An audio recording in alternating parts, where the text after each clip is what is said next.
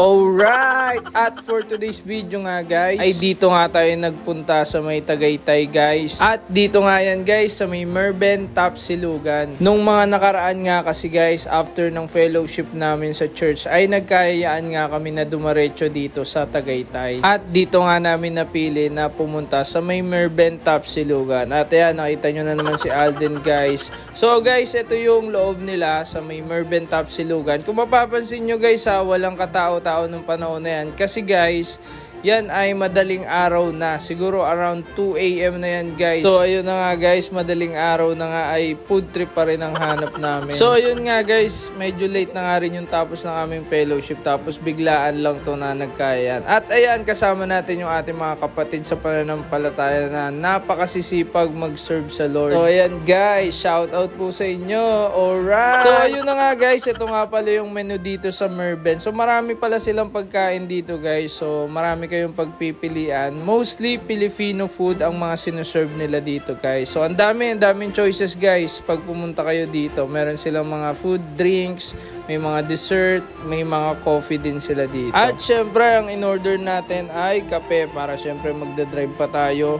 Kaya naman nagkape tayo guys. At sinubukan ko na rin yung kanilang tapsilog dito guys. So habang hinihintay yung tapsilog nila guys ay nagkape muna tayo. At ayun nga guys, makakwento ko na lang din. Isa nga sa hilig ko ring pagkain talaga ay tapsilog. Sa katunayan nga guys, may inaayos kaming isang business na pinaplano namin. Kami magkakapatid na mag-open kami ng isang tapsilog business. So pinag-aaralan pa namin yun guys. Sana nga guys, loobin ng Panginoon na mag-materialize at magawa namin yung plano naming tapsilog business guys. At ayun guys, dumating na nga tong in-order nating tapsilog dito sa Merben. At tingnan nyo naman, marami rin yung servings nila guys. So titikman natin yan guys at i-comment ko dito kung ano yung pagkalasa ko dito sa tapsilog nila guys. So ayun nga guys, masarap yung sabaw nila. At ayan, titikman ko na yung tapsilog nila guys. So para sa akin guys, malambot rin yung tapsilog nila, pero kumbaga meron pang konting ilalambot. Pero yung lasa guys, masarap din yung tapsilog nila dito guys. So masarap yung timpla